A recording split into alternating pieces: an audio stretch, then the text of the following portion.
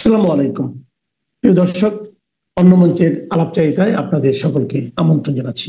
ঢাকা ক্যান্টনমেন্টের জাহাঙ্গীর গেট থেকে অধ্যাপক ইউনূসের বাসভবন যমুনার দূরত্ব মাত্র ৩.৫ কিলোমিটার। গত ৩ দিনে এই ৩.৫ কিলোমিটারের দূরত্ব কি কয়েক গুণ বেড়ে গেছে। গত ২ দিন ধরে বাংলাদেশের রাজনীতি থেকে শুরু করে পাবলিক স্পিয়ারে এমন গুঞ্জন উঠেছে।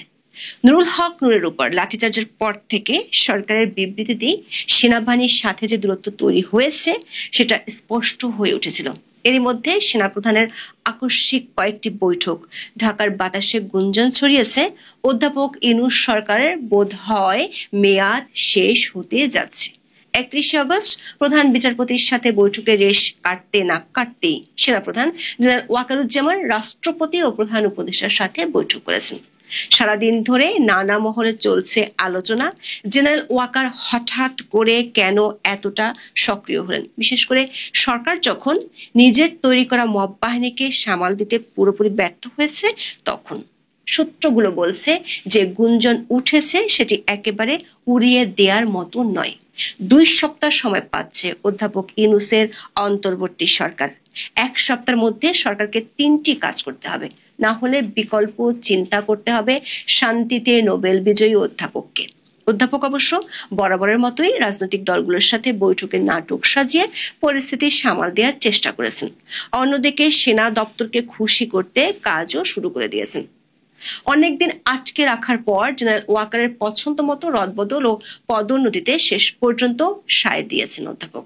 ৩১ আগস্ট প্রথমে মিত্রদের সাথে বৈঠক, তারপর ঘনিষ্ঠ উপদেষ্টাদের সাথে বৈঠক করে আপাতত পতন ঠেকাতে সেনা সদরের সাথে দূরত্ব কমানোর সিদ্ধান্ত নিয়েছেন অধ্যাপক ইউনূস। বিস্তারিত জানতে চলুন যাওয়া যাক বিশ্লেষণে। দেশ জুড়ে লাটে উঠেছে আইন শৃঙ্খলা, প্রকাশ্যে চলছে মব সন্ত্রাস। সরকার সমর্থকরাই বলছেন এর চেয়ে জঘন্য আইন শৃঙ্খলা পরিস্থিতি তারা আগে কখনো দেখেনি। এখন রাস্তায় বের হতে হলে তাদের জান হাতে নিয়ে বের হতে হচ্ছে। সরকার ও সরকারের বাইরের লোকজন মনে করে এর পেছনে মূল দায়ী হলো মব সন্ত্রাস, আর সরকারি সমর্থকরাই এই মব সন্ত্রাস করছে সরকারেরই আশকারায়। সবশেষ মব সন্ত্রাস ঠেকাতে গিয়ে ২৯ আগস্ট আইন শৃঙ্খলা বাহিনীর বেদম পিটুনিতে আহত হয় গণ অধিকার পরিষদের সভাপতি নুরুল হক নূর। ওই ঘটনায় আইএসপিআর থেকে বিবৃতি দিয়ে দাবি করা হয় মব ভায়োলেন্সের প্রতি সরকারের জিরো টলারেন্স নীতি বাস্তবায়ন করতে গিয়ে আইন শৃঙ্খলা বাহিনীর সদস্যরা বল প্রয়োগ করেছে। কিন্তু একদিন পর সরকারের পক্ষ থেকে উল্টো দাবি করে বিবৃতি দেওয়া হয়। সরকারের দাবি নূরের উপর হামলা হয়েছে এবং সরকার এর শুধু প্রতিবাদ বা নিন্দাই জানায়নি, বিচার বিভাগীয় তদন্ত কমিশন গঠনের ঘোষণা দিয়েছে। এই ঘটনাকে কেন্দ্র করে পরিস্থিতি ঘোলাটে হয়ে যায়। রাখাইন করিডোর সহ নানা ইস্যুতে সেনা সদরের সাথে যমুনার এমনিতেই দূরত্ব তৈরি হয়ে আছে। ২৯ আগস্টের পর থেকে সে দূরত্ব আরো বেড়েছে যোজন যোজন। বিশেষ করে সরকার সমর্থকরা সেনাবাহিনী ও সেনা প্রধান জেনারেল ওয়াকারুজ্জামানকে প্রকাশ্যে হুমকি ধামকি দেন এবং তাদের নিয়ে চরম আপত্তিকর মন্তব্য করেন। এরই মধ্যে একদিনের ব্যবধানে দেশের ৩টি বিশ্ববিদ্যালয়ের পরিস্থিতি ভয়ঙ্কর রকম উত্তপ্ত হয়ে ওঠে। বিশেষ করে চট্টগ্রামে সেনাবাহিনীর সহায়তা ছাড়া পরিস্থিতি নিয়ন্ত্রণে আনতে গিয়ে অসহায় হয়ে পড়ে অধ্যাপক ইউনূস ও তার প্রশাসন। অথচ ৩০ আগস্ট অধ্যাপক ইউনূস তার কিছু ঘনিষ্ঠ উপদেষ্টাকে সাথে নিয়ে বৈঠক করে সেনাবাহিনীর উদ্দেশ্যে চ্যালেঞ্জই ছুড়ে দিয়েছিলেন। বলেছিলেন যত বড় ক্ষমতাধরই হোক না কেন কেউ রেহাই পাবে না। পরদিন সেনাপ্রধান নজিরবিহীনভাবে প্রধান বিচারপতি সৈয়দ রেফাত আহমেদের সাথে বৈঠক করলে চারদিকে ফিসফাস শুরু হয়। বিশেষ করে যখন চট্টগ্রাম, রাজশাহী ও কৃষি বিশ্ববিদ্যালয়ের পরিস্থিতি মারাত্মক রকমের উত্তাল, তখন সেনাপ্রধান বৈঠক করছিলেন প্রধান বিচারপতির সাথে। এই বৈঠকের খবর গণমাধ্যমে প্রকাশিত হলেও সেনা দপ্তর থেকে সে খবর অস্বীকার করা হয়নি। সরকারের বিবৃতির ভাষা যে পছন্দ হয়নি সে বার্তাও সেনা দপ্তর থেকে যমুনায় পাঠানো হয়। অধ্যাপক ইউনূস ও তার মিত্ররা বুঝতে পারে পরিস্থিতি আওতার বাইরে চলে যাচ্ছে। সামাল দিতে সেই পুরনো আয়োজন ২ মিত্র আর বিএনপির সাথে বৈঠক। ২ মিত্রকে অধ্যাপক ইউনূস জানিয়েও দিয়েছেন তার সরকারের মেয়াদ ফুরিয়ে আসছে প্রায়। জাতীয় পার্টিকে নিষিদ্ধের নাটকটা পুরোটাই বুমেরাং হয়ে গেছে। ৩ রাজনৈতিক দলের সাথে বৈঠক শেষে অধ্যাপক ইউনূস তার ঘনিষ্ঠ কয়েকজন উপদেষ্টার সাথে বৈঠক করেন। এরপর যোগাযোগ করা হয় সেনা সদরে। পহেলা সেপ্টেম্বর সেনাপ্রধান জেনারেল ওয়াকারুজ্জামান বেলা 11টার পর যমুনায় গিয়ে অধ্যাপক ইউনূসের সাথে সাক্ষাৎ করেন। এরপর তিনি দেখা করেন রাষ্ট্রপতি ও প্রতিরক্ষা বাহিনীর সর্বাধিনায়ক মোহাম্মদ শাহাবুদ্দিনের সাথে। সেনা দপ্তর থেকে বিবৃতি দিয়ে বৈঠকের কথা জানানো হয়। এমন খবরে একদিন আগে চাওর হওয়া ফিসফাস আরো বাড়তে থাকে। সূত্রগুলো বলছে, সেনাবাহিনীর পক্ষ থেকে মব সন্ত্রাস আর আইন শৃঙ্খলা পরিস্থিতির চরম অবনতির চিত্র সরকার প্রধানের কাছে তুলে ধরা হয়েছে। মানবাধিকার সংগঠন মানবাধিকার সংস্কৃতি ফাউন্ডেশন বা MSF এর প্রতিবেদনে বলা হয়েছে, গেল জুলাইয়ের চেয়ে অগস্টে আইন শৃঙ্খলা পরিস্থিতির অনেক অবনতি হয়েছে। বেড়েছে গণপিটুনিতে মানুষ হত্যা, সাথে যোগ হয়েছে সাংবাদিক হত্যা। এর পেছনে আছে সরকারি মব বাহিনী। পুলিশ সরকারের পছন্দ ও ডিরেকশন অনুযায়ী কারো কারো উপর চড়াও হলেও নিজেদের মিত্রদের মবের পক্ষে দাঁড়াচ্ছে সরকার। সেনাবাহিনী অ্যাকশন নিতে গেলে আগে সেনাবাহিনীর নামে বিষোদ্গার করত সরকারি মব বাহিনী, এখন সেখানে যোগ দিয়েছে স্বয়ং সরকারি। বিবৃতি দিয়ে সেনাবাহিনীকে দোষারোপ করা হচ্ছে। সেনা দপ্তর থেকে পাঠানো বিবৃতিতে দুটি বৈঠককে বলা হচ্ছে সৌজন্য সাক্ষাৎ হিসেবে। দাবি করা হয়েছে, জেনারেল ওয়াকার 21 থেকে 28 আগস্ট পর্যন্ত চীন সফর করছিলেন। সেই সফর সম্পর্কে রাষ্ট্রপতি এবং প্রধান উপদেষ্টাকে অবহিত করতে তিনি যমুনা ও বঙ্গভবনে গিয়েছিলেন। তেমন হলে বৈঠকটি পূর্ব নির্ধারিত থাকার কথা ছিল, কিন্তু দুই দপ্তরের সূত্রগুলো বলছে সেনাপ্রধান গত 2 দিনে যে 3টি বৈঠক করেছেন তার কোনোটি পূর্ব নির্ধারিত ছিল না। অধ্যাপক ইউনূসের সাথে বৈঠকের আগের দিন সেনাপ্রধান তার দপ্তরে বাহিনীর জেনারেলদের সাথে বৈঠক করেছেন।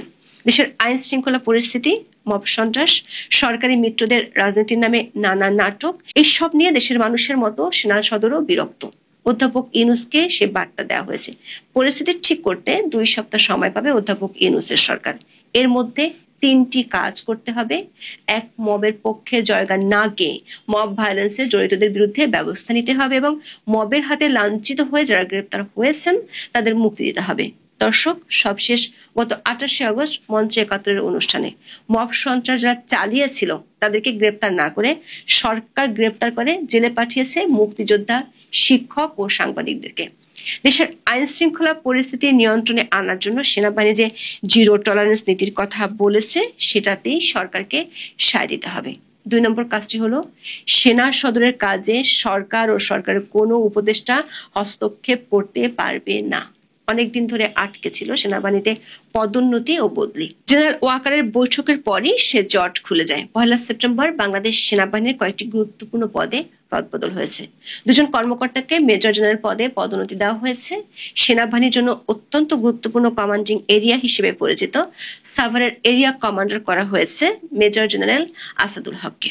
তৃতীয় যে কাজটি সরকারকে করতে হবে সেটিরও অ্যাকশন শুরু হয়ে গেছে। সেটি হলো, সেনাবাহিনীর বিরুদ্ধে যারা ঘৃণা ছড়াচ্ছে সেসব সরকারি মিত্রদের বিরুদ্ধে সরকারকে ব্যবস্থা নিতে হবে।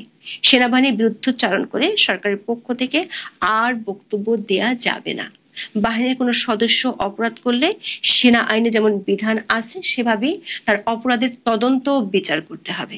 দর্শক, প্রধান উপদেষ্টার সঙ্গে সেনা প্রধানের বৈঠক নিয়ে সরকারের ভাষ্য এবং আইএসপিআর যে আলাদা বিবৃতি দিয়েছে সে দুটো বিবৃতি একটু ক্রিটিক্যালি দেখলে 3টি শর্তের কথা আজ করা যাবে, পাওয়া যাবে সরকার অবস্থান থেকে সরে আসার ইঙ্গিত। নূরের উপর লাঠিচার্জের ঘটনা নিয়ে 2 দিন আগে প্রধান উপদেষ্টার দপ্তর ক্ষোভ ঝেড়েছিল সেনাবাহিনীর উপর, কিন্তু 1 সেপ্টেম্বরের বিবৃতিতে এর কোনো ছোঁয়াই পাওয়া যায়নি, বরং সেনাবাহিনীর ভূমিকা নিয়ে রীতিমতো উচ্ছ্বসিত ডক্টর মোহাম্মদ ইউনূস। প্রধান উপদেষ্টার কার্যালয়ের বিবৃতিতে বলা হয়, বৈঠকে প্রধান উপদেষ্টা বর্তমান পরিস্থিতিতে বেসামরিক প্রশাসনকে সহায়তায় সেনাবাহিনীর ভূমিকা নিয়ে আলোচনা করেন। তিনি আইন শৃঙ্খলা রক্ষায় সেনাবাহিনীর ধারাবাহিক অবদানের জন্য কৃতজ্ঞতা জানান। অথচ 2 দিন আগে মব সন্ত্রাসীদের উপর বল প্রয়োগের কথা বলেছিল সেনাবাহিনী, আর সরকার বিবৃতি দিয়ে ওই বল প্রয়োগকে বলেছিল গণতান্ত্রিক আন্দোলনের স্পিরিটের উপর আঘাত। 2 দিন আগে ছিল যেটা প্রচ্ছন্ন হুমকি, সেটি এখন হয়ে গেল কৃতজ্ঞতা। প্রধান উপদেষ্টার কার্যালয়ের বিবৃতিতে কিছু বিস্ময়কর তথ্য রয়েছে। এতে বলা হয়, অন্তর্বর্তী সরকারকে পূর্ণ সহযোগিতা করবেন বলে প্রধান উপদেষ্টাকে আশ্বস্ত করেন জেনারেল ওয়াকারুজ্জামান। তিনি প্রধান উপদেষ্টাকে চারদিকে ছড়ানো গুজবে কান না দেওয়ার অনুরোধ জানান। প্রশ্ন হলো সেই গুজবটি কি? আবার বিবৃতির এই ভাষা থেকে বোঝা যায় প্রধান উপদেষ্টা নিজেও গুজব নিয়ে অস্বস্তিতে ভুগছেন আর তাকে আশ্বস্ত করছেন সেনাপ্রধান। দর্শক, এমন অস্পষ্ট অস্থিরতার মাঝে আইএসপিআর দিয়েছে নতুন বিবৃতি। এতেও দেখা গেছে 2 দিন আগের মতো অনমনীয় কঠোর অবস্থান। রাষ্ট্রপতি এবং প্রধান উপদেষ্টার সঙ্গে বৈঠকের তথ্য দিয়ে বলা হয়, সেনাবাহিনী প্রধান আশ্বস্ত করেন দেশের আইন শৃঙ্খলা পরিস্থিতির উন্নয়ন ও জনগণের নিরাপত্তা নিশ্চিত করতে বাংলাদেশ সেনাবাহিনী সর্বাত্মক সহযোগিতা অব্যাহত রাখবে। অর্থাৎ মবের সন্ত্রাস ঠেকানোর দায়িত্ব থেকে পিছু হটবে না সেনাবাহিনী। সূত্রগুলো বলছে, মব নিয়ে বিদেশি চাপও বাড়ছে। মার্কিন চার্জ দ্য অ্যাফেয়ার্স বৈঠক করেছেন প্রধান নির্বাচন কমিশনার নাসির উদ্দিনের সাথে। সিএসি নিজে জানিয়েছেন, মার্কিন ভারপ্রাপ্ত রাষ্ট্রদূত মব সন্ত্রাস নিয়ে প্রশ্ন তুলেছেন। তবে সিএসি যে জবাব দিয়েছেন তাতে বোঝা যায় সরকার মব সন্ত্রাস ঠেকানোর ক্ষেত্রে আশা ছেড়ে দিয়েছে।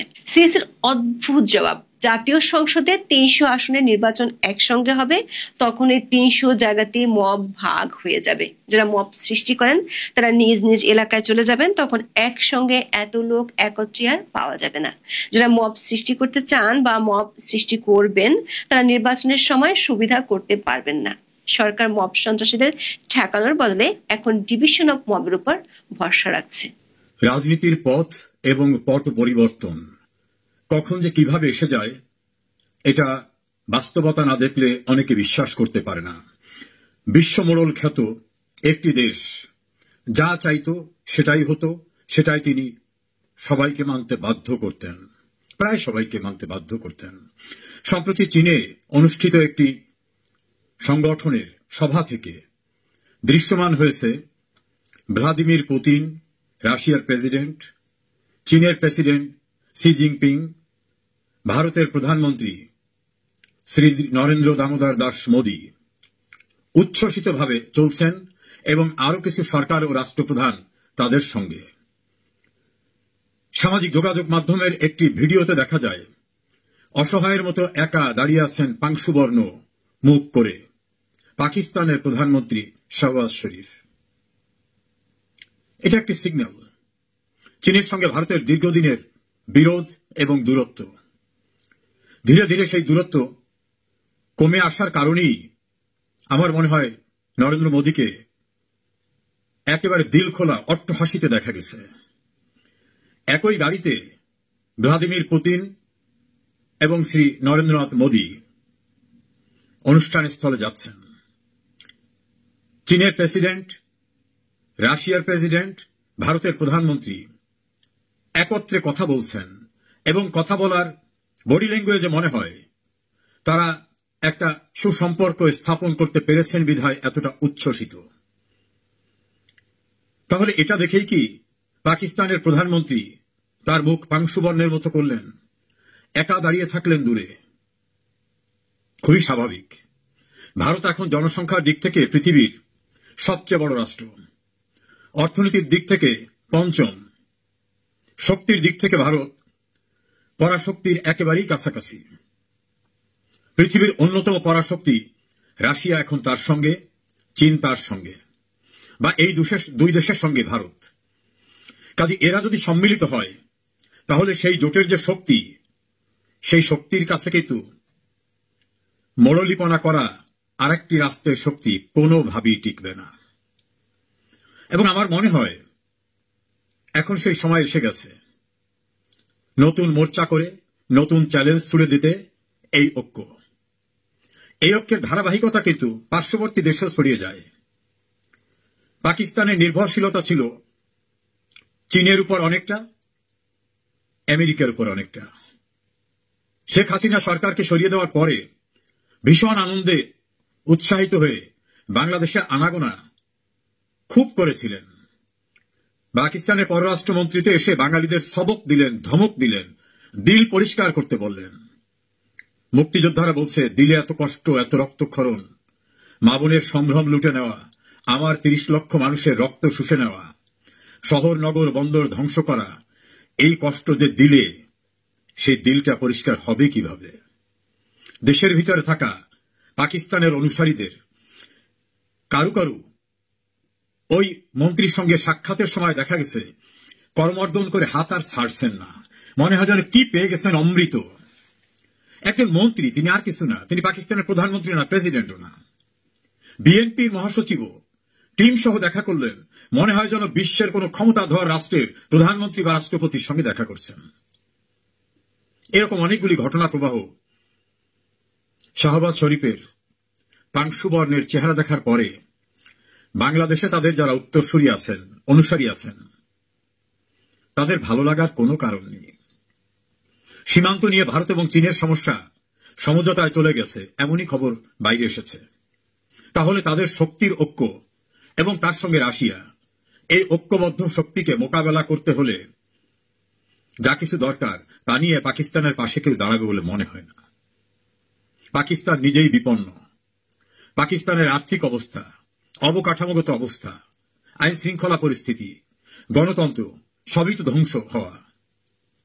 বাংলাদেশে এসে মাতুব্বরি দেখানো, বাংলাদেশে এসে কর্তৃত্ব ফলানো, বাংলাদেশের মানুষদের সবক দেওয়া এবং ধমক দেওয়া, আর সেই সবক এবং ধমক দেখে বাংলাদেশের ভিতরে যারা উচ্ছ্বসিত হয়েছিলেন তারা কি বুঝতে পেরেছেন পরিস্থিতি কোন দিকে যাচ্ছে?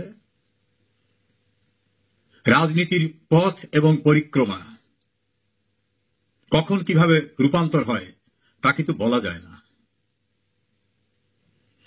2024 সালে আওয়ামী লীগ নির্বাচন করে স্বস্তির নিঃশ্বাস ফেলেছিলেন। তাদের অনেকে ধারণা করেছিলেন আর কোনো সংশয় নেই। যদিও প্রধানমন্ত্রী শেখ হাসিনা প্রতিনিয়তই আমার ধারণা সংশয় ছিলেন এবং তিনি সবসময় উচ্চারণ করতেন যে সরকারকে ফেলে দিতে চায় একটি বড় দেশ। তিনি বিভিন্নভাবে তার ব্যাখ্যা করতেন এবং তাদের প্রতিনিধি ইউনূস সম্পর্কে তিনি কথা বলতেন, মুক্তিযুদ্ধের চেতনার কথা বলতেন। তখন অনেকে বলতেন ইনি ক্ষমতায় থাকার জন্য ইউনূসের বিরোধিতা করতেছে, আর মুক্তিযুদ্ধের চেতনা চেতনা বলতে বলতে উনি চেতনার ব্যবসায়ী হয়ে গেছেন। সেই ব্যক্তিরা এখন কি বুঝেছেন শেখ হাসিনার অনুপস্থিতিতে মুক্তিযুদ্ধের চেতনা বাংলাদেশে জিরো থাকে, -0 হয়ে যায়, মুক্তিযোদ্ধারা লাঞ্ছিত হয়, পাকিস্তানিরা উজ্জীবিত হয়ে ওঠে, জয় বাংলা স্লোগান দেওয়ার অপরাধে প্রতিবন্ধী মানুষটাকে জেলে যেতে হয়, মুক্তিযোদ্ধারা একত্রিত হলে একত্রিত হওয়ার অপরাধে তাদেরকে সন্ত্রাস দমন আইনে কারাগারে যেতে হয়। একজন মুক্তিযোদ্ধা বিএনপি করা সত্ত্বেও তার পথ চলে যায়, তার বাড়ির সামনে গিয়ে অশ্লীল অশ্রাব্য ভাষায় স্লোগান দেওয়া হয়। একজন সাংবাদিক মঞ্জুর আলম পান্না স্বাধীনতার সপক্ষে কথা বলার অপরাধে কারাগারে। ঢাকা বিশ্ববিদ্যালয়ের আইনের অধ্যাপক হাফিজুর রহমান কার্জন শুধু সংবিধান সমুন্নত রাখার কথা বলতে গিয়ে কারাগারে। যারা শেখ হাসিনাকে চেতনা ব্যবসায়ী বলতেন তারা বুঝেছেন শেখ হাসিনা না থাকলে বীর শ্রেষ্ঠরা সম্মানিত হয় না, মুক্তিযোদ্ধাদের সম্মান থাকে না, মুক্তিযুদ্ধ জাদুঘর থাকে না, ধনী দরিদ্রের ব্যবধান দূর হয় না, হিন্দু মুসলিম বৌদ্ধ খ্রিস্টানের সাম্প্রদায়িক সম্প্রীতির বাংলাদেশ থাকে না, বঙ্গবন্ধু থাকে না। মুক্তিযুদ্ধের 30 লক্ষ শহীদের সবকিছু মুছে দিয়ে রিসেট বাটন করে নতুন করে পাকিস্তানি স্টাইল চালু করতে চায়। যারা শেখ হাসিনাকে অভিযুক্ত করে বলতেন উনি একা বঙ্গবন্ধুর মালিক, উনি একা জয় বাংলার মালিক, ওনার হাতেই শুধু বাংলাদেশের স্বাধীনতার চেতনা নিরাপদ, প্রশ্ন তুলতেন। শেখ হাসিনা তো দেশে নেই, কই আপনাদের কাউকে তো টু শব্দ করতে দেখছি না, প্রেস ক্লাবের সামনে জন 20 লোক নিয়ে সেমিনার করতেও তো দেখছি না, বড় বড় বিবৃতি দিতেও তো দেখছি না। দেশের বিবৃতিজীবীরা কোথায় হারিয়ে গেলেন বোঝা গেল। এর সঙ্গে যুক্ত করে বলি, রাজনীতির পথ এবং পরিক্রমা কখন বদলাবে কেউ জানে না। বাংলাদেশে ডাকসুর নির্বাচন হতে যাচ্ছে। এই সর্বপ্রথম ভিন্ন ধারার পরাজিত শক্তিরা ডাকসুতে আসার সম্ভাবনা। শেখ হাসিনা দেশে থাকলে এই ঔদ্ধত্য, শেখ হাসিনার রাজনীতি দেশে থাকলে এই ঔদ্ধত্য কখনো তারা দেখাতে পারত না। শেখ হাসিনার সমালোচনা করা খুবই সহজ, কিন্তু শেখ হাসিনা যা করেছেন এর ধারে কাছেও কেউ যে যেতে পারেন না তা কি 2024 সালের 5 আগস্টের পর থেকে অনুধাবন করতে পারছেন আপনারা? বাংলাদেশে যারা উচ্ছ্বসিত হয়েছিলেন পাকিস্তানের আনাগোনা দেখে, বেশি উচ্ছ্বসিত হওয়ার দরকার নাই। সরকার গঠন করে স্থিতিশীল অবস্থায় থাকা শেখ হাসিনার সরকার হঠাৎ একটা দমকা ঝড়ে কেমন হয়ে গেল। যারা প্রস্তুতি নিচ্ছেন বাংলাদেশে আপনাদের স্বপ্ন সফল হবে না। শেখ হাসিনার শব্দগুলি খেয়াল করুন। অতি সম্প্রতিও তিনি বলছেন আমি দেশে আসব, প্রত্যেকটা অপরাধের বিচার করব। শেখ হাসিনা যেটা বলেন উনি সেটা করেন। যুদ্ধাপরাধীদের বিচার করতে ওনাকে, এমনকি মুক্তিযুদ্ধের পক্ষের অনেকেও নিবৃত্ত করতে চেয়েছিলেন, বলেছিলেন এত সাহস করা ঠিক হবে না। উনি করে দেখিয়েছেন। বঙ্গবন্ধুর খুনিরা, জেল হত্যার খুনিরা, বুদ্ধিজীবী হত্যার খুনিরা কি দুর্দণ্ড প্রতাপশালী হয়ে উঠেছিল। তাদের বিচার করে শেখ হাসিনা দেখিয়েছেন তিনি যা বলেন তিনি তা করেন। কেউ কেউ তো বলে বাপের বেটি। ব্যারিস্টার মওদুদ আহমেদ একবার বলছিলেন শেখের বেটি, ও যা চাইব তাই করে। অ্যাটলিস্ট অন্তত আপনারা মুক্তিযুদ্ধের চেতনায় যারা বিশ্বাস করেন, বিভিন্ন দল ও মতে আছেন, নীরবে নিভৃত একবার ভেবে দেখেন, মুক্তিযুদ্ধের বাংলাদেশ বিনির্মাণে শেখ হাসিনা যে অভিযাত্রায় ছিলেন, সেই অভিযাত্রা ছাড়া আর কোনো বিকল্প নাই। এখনো সময় আছে, ঐক্যবদ্ধ হতে হবে। ঐক্যের কোনো বিকল্প নাই, না হলে সাম্প্রদায়িক শক্তি আমাদের গিলে খেয়ে ফেলবে। নিশ্চয়ই সেটা আমরা হতে দিতে পারি না। রাজনীতির পথ এবং পরিক্রমা দমকা হয়, অনেক সময় ভেসে যায়। বাংলাদেশ এত রক্ত দিয়ে স্বাধীনতা অর্জন করছেন, এটা বিফলে যাবে না। এখনো মুক্তিযুদ্ধের চেতনা প্রতিটি গ্রামে, প্রতিটি শহরে, নগরে, বন্দরে, প্রতিটি বাড়িতে আছে। অত্যাচার করে, নির্যাতন করে, কারাগারে পাঠিয়ে 21 বছর রাষ্ট্র ক্ষমতার বাইরে রাখা আওয়ামী লীগ আবার ঘুরে দাঁড়িয়েছে। আওয়ামী লীগ ফিনিক্স পাখির মতো শেষ হয়ে ধ্বংস থেকে আবার জেগে ওঠে। যারা মুক্তিযুদ্ধের চেতনায় বিশ্বাস করেন, আমি বলবো সব ভুল ত্রুটি ভুলে ঐক্যবদ্ধ হন। আপনাদের ঐক্যের মধ্য থেকে কিন্তু স্বাধীনতা এসেছিল। সেই ঐক্য আবার দৃঢ় করতে হবে স্বাধীনতা বিরোধীদেরকে বিনাশ করার জন্য। পৃথিবীর বড় শক্তি যারা বাংলাদেশকে স্বাধীন হোক চায় নাই, এমনরাও কিন্তু এখন আশা করি বুঝতে পেরেছেন কোন অবস্থানে এসেছে। সেদিন খুব দূরে নয়, প্রয়োজনে আরেকটি মুক্তিযুদ্ধ হবে। মুক্তির লড়াই তো শেষ হয়ে যায় না। সে লড়াইয়ে না হয় আমরা আবার আমাদের সর্বোচ্চ ত্যাগ স্বীকার করব। এখনো বঙ্গবন্ধু কন্যা শেখ হাসিনা আছেন। তার অভিজ্ঞ রাজনৈতিক দূরদর্শিতা, তার প্রজ্ঞা,